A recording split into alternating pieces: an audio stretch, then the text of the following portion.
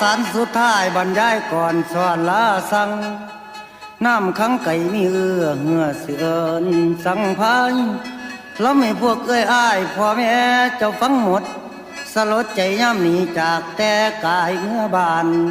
ตาหวานแก้มตาซึมอย่าลืมเด้อความอายสั่งโอ้ยพ่อเถื่อหน้าเถื่อหลังทักพินิจแน่น้องลาเจ้าตั้งแต่กายเสียงกับใจมอบไปให้เป็นหมู่ยามเหงายามเสียวผัวซ้อนให้ข้าวไปบาง